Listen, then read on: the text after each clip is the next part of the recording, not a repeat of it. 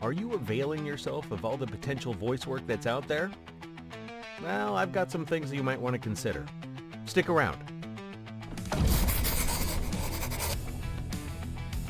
All right, Jan, what are you talking about? What is all this voice work of this that I should be availing myself of?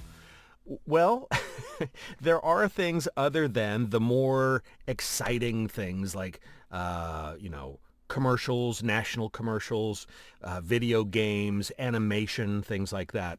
When I first got into voiceover, my goal was to be an animation actor. I mean that's what got me excited as a kid. That's what still excites me today. But unless you want to work in LA or maybe some other areas around the country, some of that might be a little bit more difficult to do regularly. So what I figured out was that there is a lot of work out there that is non-commercial and non-character work. And that is narration, other forms of narration.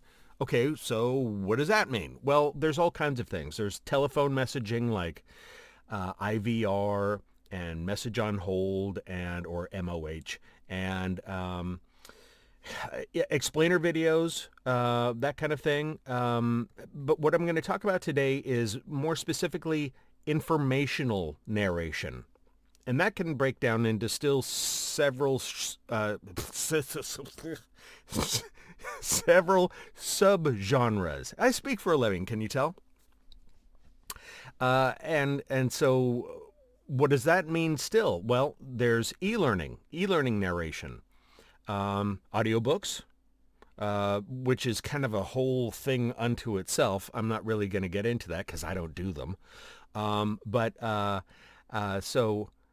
E-learning, explainer videos, other types of narration like training, employee training, anything where you are sharing information, whether it's educational or just more incidental, maybe historical facts and figures, that kind of thing. But I've gotten most of my informational narration work from medical supply companies and employee training. That's where I've gotten a lot of mine. And so, you might consider it to be a bit dull when you compare it to the good paying and exciting commercial work that's out there, or the video game and animation work. Well, yeah, maybe, but I'll tell you, it's exciting to be working at all in this line of work. And narration, other forms of narration like this and others, can offer some real career boosting opportunities to make money. Okay, so not that that's what it's all about, but it's important, if you want to do this for a living. And I'm sure I've mentioned this before, and I'll keep mentioning it, and that is that I cast a wide net for work. I go for all kinds of stuff. Not everything, but I go for a lot of different types of things. And frankly, informational narration is interesting. I enjoy it. I learn stuff. I've had some medical things going on with me lately that, frankly, I was more aware of because I had done narration work on the topic. So that was kind of, helpful to me. But anyway, I've got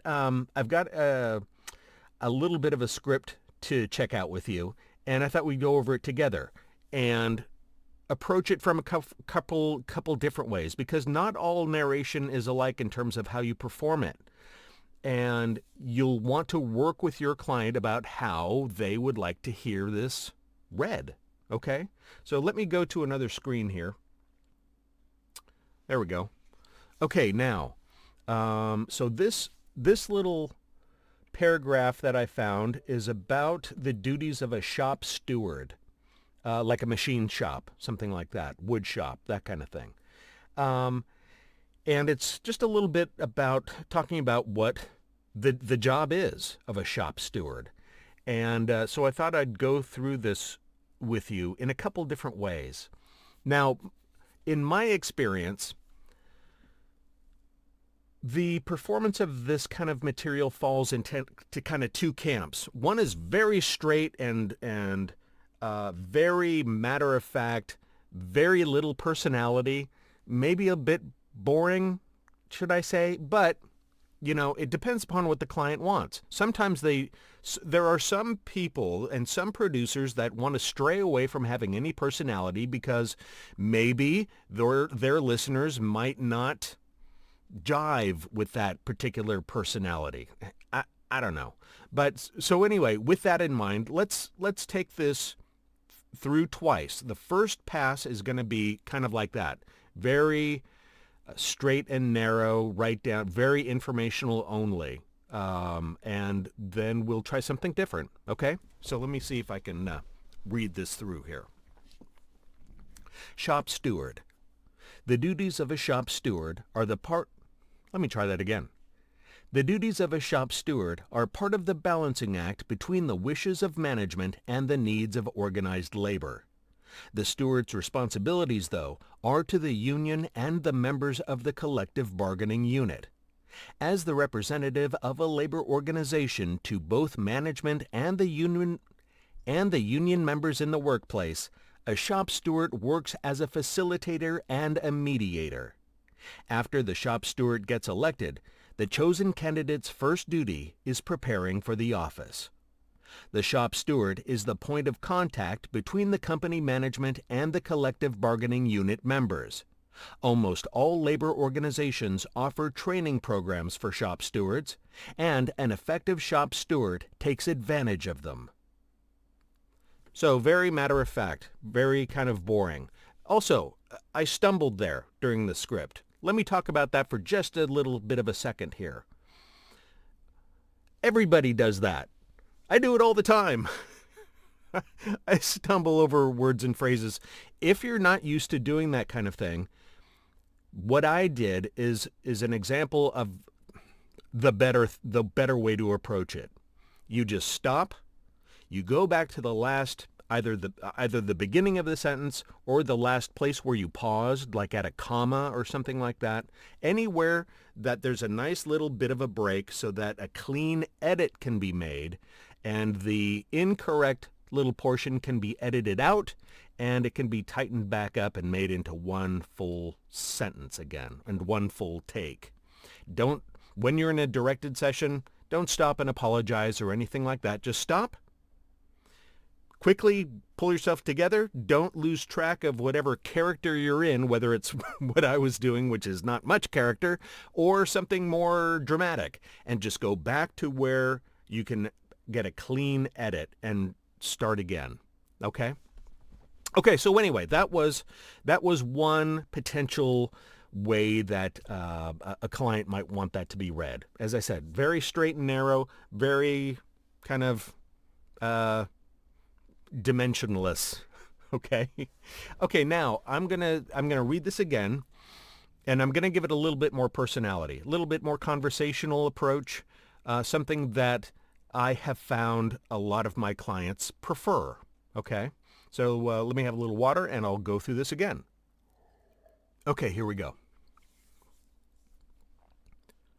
The duties of a shop steward are part of the balancing act between the wishes of management and the needs of organized labor. The steward's responsibilities, though, are to the union and the members of the collective bargaining unit. As the representative of a labor organization to both management and the union members in the workplace, a shop steward works as a facilitator and a mediator. After the shop steward gets elected, the chosen candidate's first duty is to prepare for the office. The chosen candidate's first duty is preparing for the office. The shop steward is the point of contact between the company management and the collective bargaining unit members. Almost all labor organizations offer training programs for shop stewards, and an effective shop steward takes advantage of them. Okay, that's a little bit more loose, a little bit more personality. I might have smiled a little bit more. As you can see, I was using my hand a little bit more. I was trying to, just use a couple little tools to brighten up my energy a little bit. Excuse me. And yes, I stumbled again. Twice. I goofed up the beginning of a sentence and then I misread something and I caught myself. So in both instances, I went back and corrected those, and in editing, I would go back and tighten those up, delete the incorrect phrases, and then tighten things up again so it sounds nice and natural. So anyway, that's kind of two takes of this style of narration. And you know, there are other possibilities. There are plenty of other possibilities about how to perform something like this. But the important part is, if you have the opportunity to work this kind of thing out with your client, boy, they'll appreciate it. I mean, sometimes people who are a little newer to this kind of thing don't realize that, yeah, it can be read in a friendly manner so that maybe it's a little more interesting, you know? Bring a little life to it. That's part of we get to do as actors with this. I mean, we're still acting because these are not our words, and we're saying it into a microphone. So, you know, we're definitely acting through this, even though, you know, it's not like putting on a character. It's still acting. Anyway, I guess that's all I wanted to show you with this little demonstration here today. If this kind of thing interests you, please like the video and subscribe to the channel, and comment and ask questions down below, and I'll do my best to answer them for you. Other than that, thanks for watching, and look for more videos coming soon to a channel near you, run by me. Thanks a lot. Have a good day.